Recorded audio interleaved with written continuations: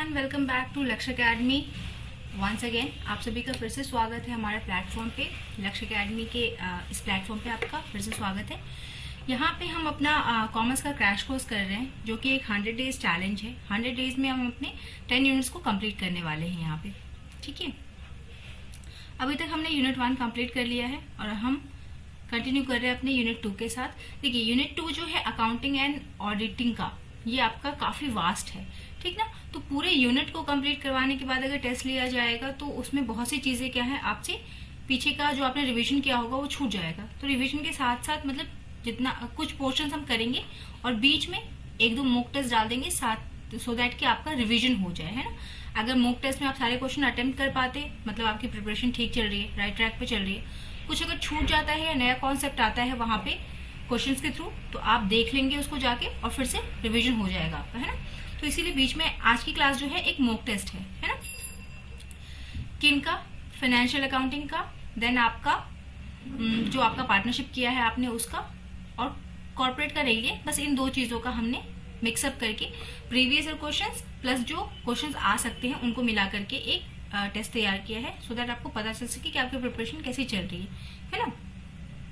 साथ ही साथ जो भी स्टूडेंट फर्स्ट टाइम इस चैनल पे आए हैं वो हमारे साथ जुड़ जाएंगे, कनेक्ट हो जाएंगे हमसे through the link given in your description box. Description box में एक लिंक है जहां से जहां क्लिक करके आप हमारा ये जो भी लक्ष्य अकेडमी की टीम है उससे आप कनेक्ट हो जाएंगे और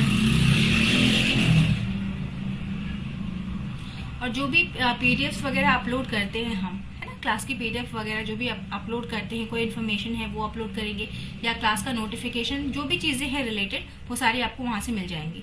साथ ही साथ जिन भी स्टूडेंट को फ्रॉम स्क्रैच प्रिपरेशन करना है, एकदम शुरू से सारी प्रिपरेशन करनी है और डिटेल प्रिपरेशन करनी है ना, जिनका टारगेट बेसिकली जेआरएफ होगा, ना, नेट एंड जेआरएफ ज्यादा होगा, वो इस बैच को परचेज कर लेंगे। इस बैच में अभी आपका 22% ऑफ चल रहा है। फेस्टिव सीजन है तो इसलिए भी अभी खत्म नहीं किया गया।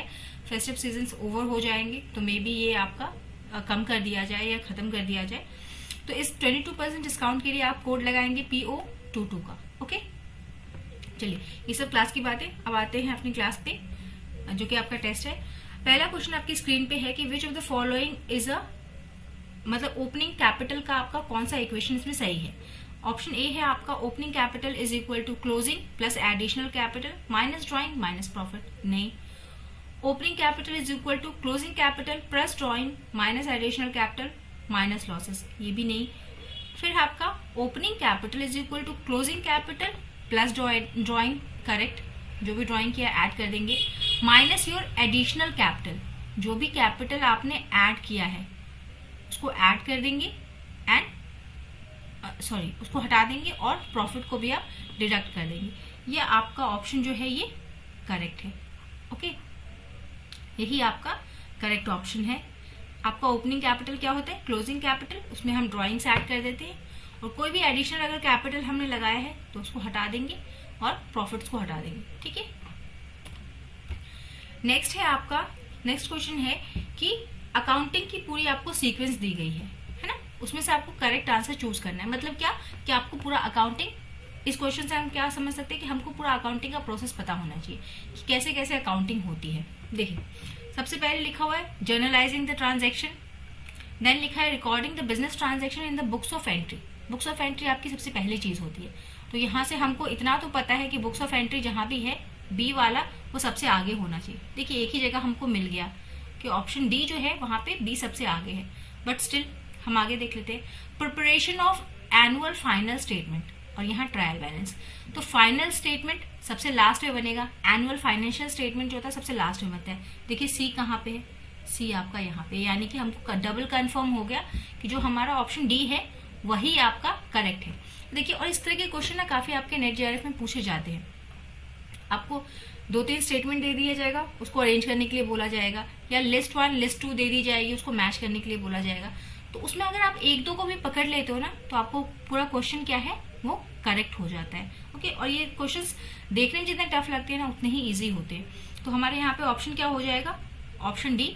हम सबसे पहले क्या करते हैं, बुक्स ऑफ एंट्री जो है वहां पे रिकॉर्डिंग करते हैं, देन उसको जर्नलाइज करते हैं हम, उसके बाद हम उसकी जर्नल एंट्री करते हैं। पहले रिकॉर्डिंग देन जर्नलाइजिंग। फिर हम क्या करते हैं, ट्रायल बैलेंस बनाते हैं, और फाइनली हम क्या है अपना फाइनेंशियल स्टेटमेंट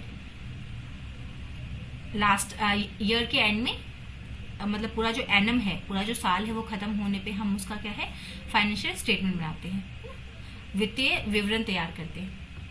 तो इस हिसाब से आपका ऑप्शन डी करेक्ट हो गया। ठीक, नेक्स्ट है आपसे क्वेश्चन नंबर 3 पूछ रहा है कि मशीन को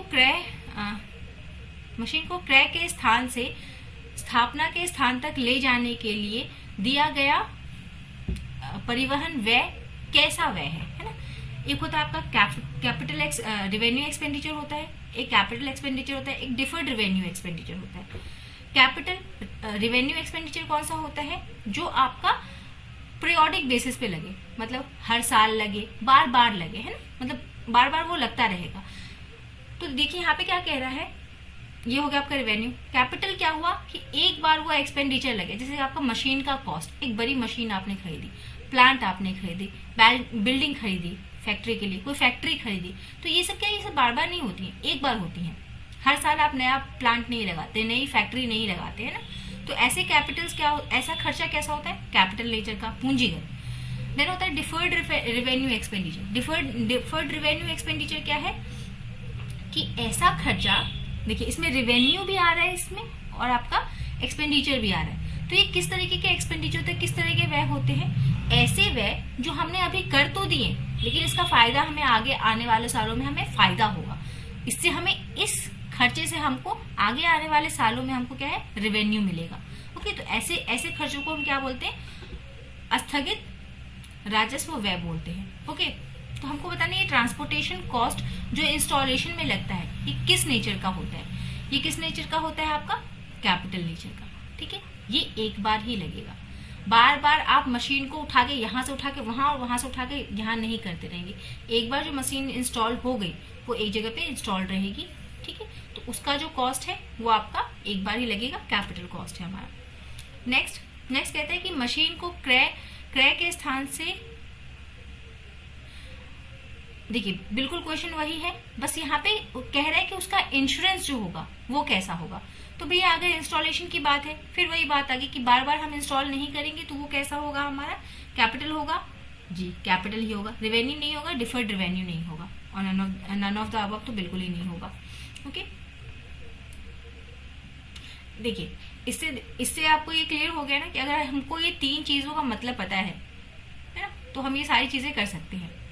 ओके, क्वेश्चन इसी टाइप के आते हैं, ये प्रीवियस ईयर क्वेश्चंस हैं, इसमें से बहुत शायद 1-2 ही क्वेश्चन एक्स्ट्रा है, अदरवाइज ये सारा प्रीवियस ईयर क्वेश्चन है। तो आपको एक पैटर्न पता चल जाएगा कि आपको क्या क्या चीजें प्रिपेयर करनी है ना। कुछ हार्ड नहीं है, जो बेसिक है, जो बेसिक चीजें हैं ना, जो हमने पीछे पढ़ रखी हैं अपने ग्रेजुएशन और पोस्ट ग्रेजुएशन में, जो हम कर चुके हैं, उसी को बस थोड़ा पॉलिश करने की जरूरत है हमको, है ना। और हम अपनी क्लासेस में इन्हीं सब चीजों को फोकस करके ही आपको स्टडी मटेरियल देते हैं और उसी की क्लासेस लेते हैं हम, है ना। कुछ एक्स्ट्रा नहीं, कोई बहुत बड़ा रॉकेट साइंस नहीं लगाना है हमें। चलिए, तो क्या है हमको ये पूछ रहा है कि सब्सिक्वेंट एक्सपेंडिचर, बाद के व्यय जो उपयोगी जीवन का विस्तार करते हैं, उत्पादन की गुणवत्ता में सुधार करते हैं, to improve the quality of output और reduce the operating cost of an existing asset beyond their original estimated levels are, इनको हम क्या बोलते हैं, improve the quality and reduce the operating cost. ये कैसे खर्च होते हैं, देखिए सब्सिक्वेंट यहाँ पे बोल दिया गया है, मतलब कैसा है, ये बार बार होगा, तो ये आपका कैसा है, रिवेन्यू एक्सपेंडिचर। ओके, जो हमारी इंप्रूव करेगा क्वालिटी ऑफ प्रोडक्शन को, तो इसको हमको क्या करना है, रिड्यूस करेगा ऑपरेटिंग कॉस्ट को। तो ऐसे जो खर्चे होते हैं वो कौन से होते हैं, आपके रिवेन्यू एक्सपेंडिचर्स होते हैं। ओके,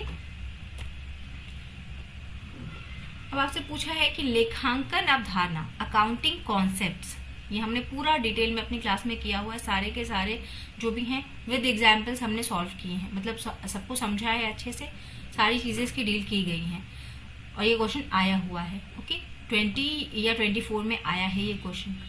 देखिए क्वेश्चन क्या पूछ रहा है आपसे कि लेखांकन अवधारणा निम्नलिखित में से किस पे आधारित है।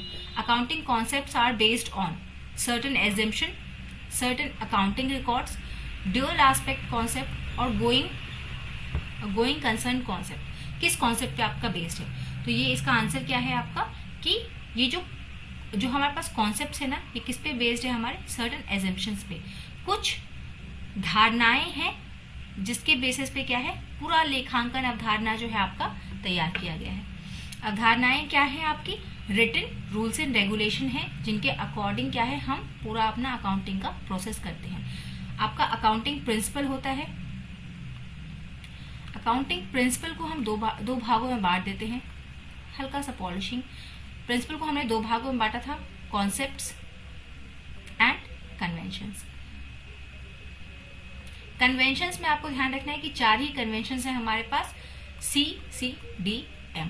Okay, consistency, conservatism, disclosure and materiality. और बाकी जितने भी हैं, आपका मैचिंग कॉन्सेप्ट है, एंटिटी कॉन्सेप्ट है, अकाउंटिंग कॉन्सेप्ट है, रियलाइजेशन है, मैचिंग है, बाकी जितनी भी हैं सारी किस में आती हैं, आपके कॉन्सेप्ट्स में आती हैं। ठीक है, प्रिंसिपल को 2 भागों में बांटा, कॉन्सेप्ट एंड कन्वेंशंस।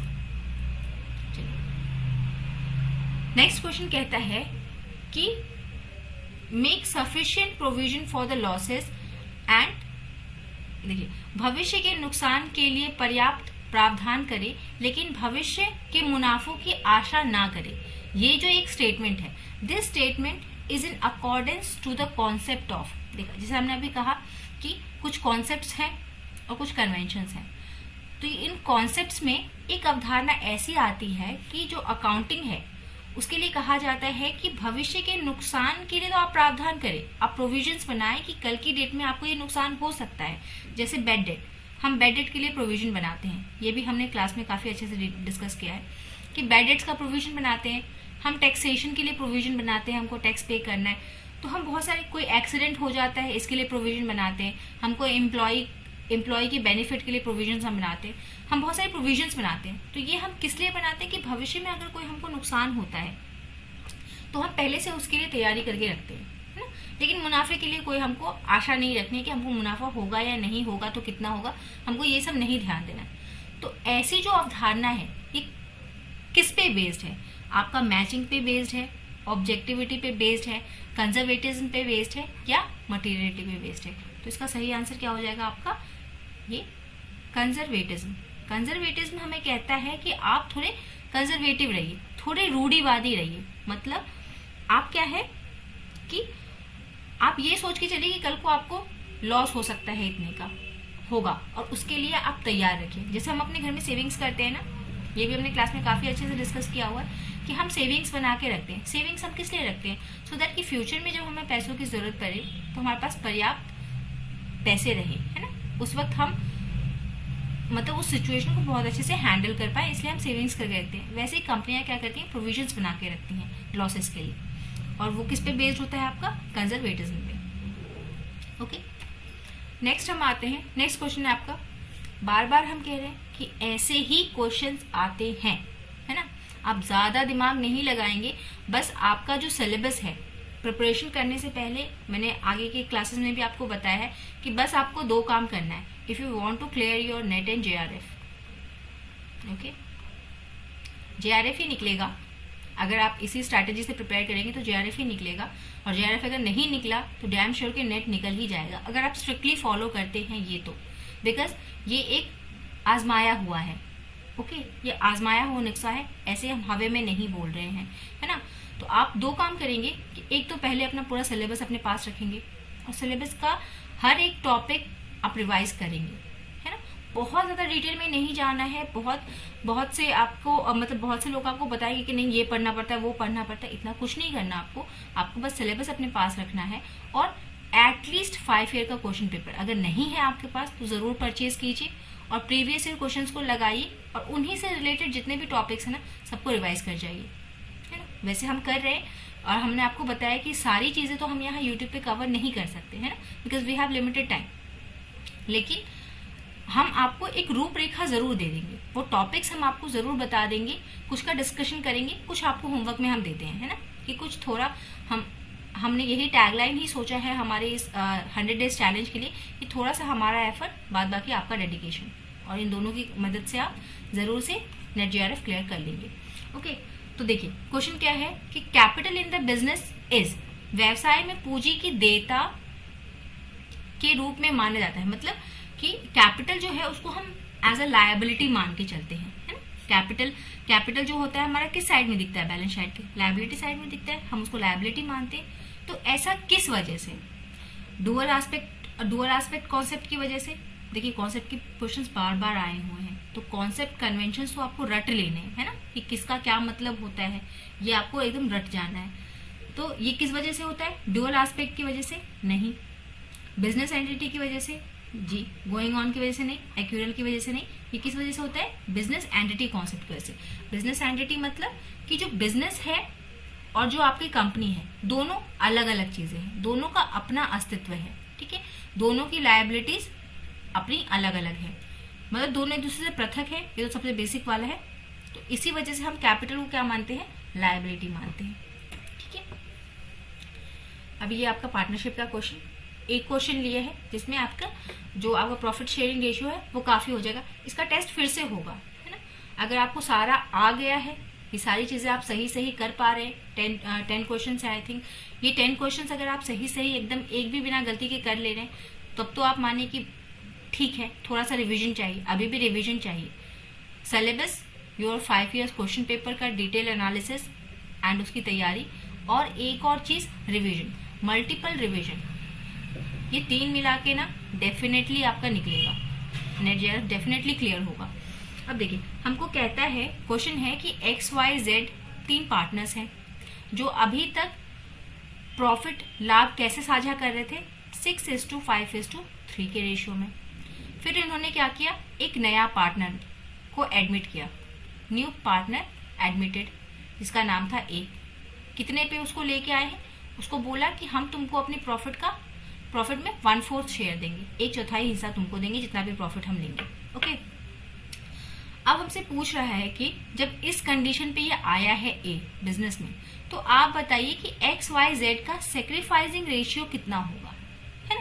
जैसे पहले जितना भी प्रॉफिट आता था तीनों अपने में 6:5:3 के रेशियो में 6:5:3 में बांट लेते थे, लेकिन अब जो चौथा आया है उसको भी तो कुछ देना पड़ेगा, तो देंगे कहाँ से, अपने ही हिस्से में से देंगे।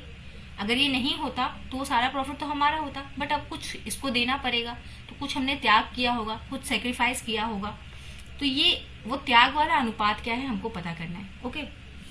तो देखिए ऐसे कॉन्सेप्ट में हम क्या करते हैं, जब हमको इसको कितना शेयर देंगे ये हमको पता है, तो हम क्या करते हैं, मान लेते हैं कि जो पूरा प्रॉफिट है, टोटल प्रॉफिट वो कितना है हमारा, मान लेते हैं कि टोटल प्रॉफिट हमारा कितना है, 1 है। तो अब इस 1 में से 1/4 हम इसको देंगे, चलिए भैया दे दिया यहाँ पे, तो बचा कितना, 3:4।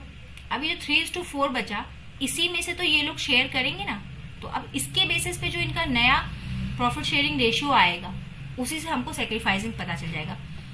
पुराना हमारे पास है, एक नया अभी हम निकालेंगे, और दोनों को जब माइनस करते हैं, मतलब जो अभी निकालेंगे उस डायरेक्ट तरीके से हमको पता चल जाएगा कि इनका सेक्रीफाइसिंग रेशियो क्या है। तो देखिए ए का शेयर, ये जो हमने निकाला, ए को शेयर देने के बाद हमारे पास बचा 3:5, तो इसका समअप कर ले, ये आ जाएगा आपका 14, 6×5 11, 11 + 3 14, ये आ गया।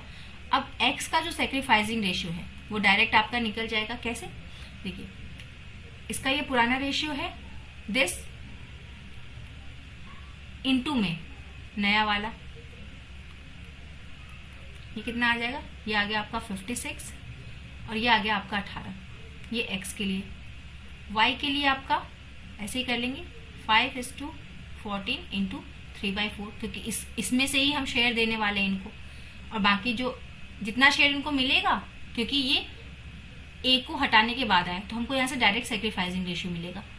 इसको इंटू करेंगे, नीचे 56 ऊपर 15, ऐसे ही जेड का आप निकालेंगे, इसका क्या था 3/14, टोटल 14 था, उसमें से उसको 3 मिल रहा था, और अब जो बचा हुआ प्रॉफिट है 3:4, तो ये हमारे पास आ गया 3 3 9 डिवाइडेड बाय 56। अब देखिए नया रेशियो x:y:z का क्या आया, x:y:z का हमारे पास नया रेशियो क्या आया, ये नीचे वाला सबका सेम है, हटा दीजिए सबको, कोई मतलब नहीं बनता इनका। ये हमारे पास आ गया 18:15:9, काटना चाहें तो और इसको डिडक्ट कर सकते हैं, हमारे पास ऐसा कोई ऑप्शन नहीं दिख रहा है हमको, हम इसको और डिडक्ट करते हैं। 3 के टेबल से काट दें, ये आ गया 6, ये आ गया 5 और ये आ गया 3। तो इनका सेक्रीफाइसिंग रेशियो क्या बनेगा XYZ का 6:5:4 का बनेगा। ओके, ये हमारा सेक्रीफाइसिंग रेशियो आ गया, यही हमारा प्रॉफिट शेयरिंग रेशियो था। इसको मैंने डिटेल में आपको बताया है ना, सो दैट कि अगर क्वेश्चन ऐसा आता है तो आप निकाल पाए, आपको पूरा प्रोसेस पता हो। चलिए नेक्स्ट क्वेश्चन हमको कहता है कि X और Y की एक फर्म की ख्याति का मूल्य 30,000 रुपये आया। ओके, उनकी ख्याति का जब मूल्यांकन किया गया, मूल्यांकन हम वैल्यूएशन ऑफ गुडविल कब करते हैं, जब या तो कोई रिटायर हो रहा हो या फिर कोई न्यू पार्टनर हमारे बिजनेस में आए। ठीक है, तो जब हमारे बिजनेस में जब न्यू पार्टनर आता है तब हम वैल्यूएशन ऑफ गुडविल करते हैं कि हमारे गुडविल की वैल्यू क्या है, नए पार्टनर को भी पता चले और फिर उसको कितना पैसा लगाना है उस गुडविल के लिए, उस गुडविल के लिए उसको कितना पैसा देना है, क्या करना है, वो डिसाइड कर पाए हम, है ना। चलिए, तो क्या है, कहता है कि जो हमारी वैल्यूएशन के बाद गुडविल कितनी आई, वैल्यू ऑफ गुडविल कितनी आई हमारे पास 30,000 रुपये आई, लेकिन वो बुक्स में कितना दिख रहा था हमको, उसकी बुक वैल्यू हमको कितनी दिख रही थी, वो दिख रही थी 12,000 रुपये। और ए को हमने एडमिट कितने पे किया है, उसको कहा है कि तुमको 1/4 हम प्रॉफिट में से देंगे, तो 1/4 प्रॉफिट देंगे। क्वेश्चन पूछा है कि what amount he is suppose to bring for the goodwill. तुमसे पूछा है कि बताइए ऐसा ऐसा केस है और जेड को हमने क्या किया, 1/4 प्रॉफिट पे हम अपने बिजनेस में लेके आए हैं, तो उसको कितना और पैसा लेके आना पड़ेगा गुडविल के लिए। तो इसके लिए हम क्या करेंगे, जो वैल्यू है, जो अभी जो वैल्यू आई उसकी करंट वैल्यू कितनी है 30,000, उसमें से माइनस कर देंगे बुक वैल्यू को, ठीक है, और मल्टीप्लाई कर देंगे इसको जितना शेयर देंगे उससे। ओके, तो जो वैल्यू आएगी हमारी वो उसको लेके आनी पड़ेगी, ठीक ना। तो ये 30 - 12 कितना हो गया आपका, 18 हो गया, 18 1/4। ओके, तो ये कितना आएगा,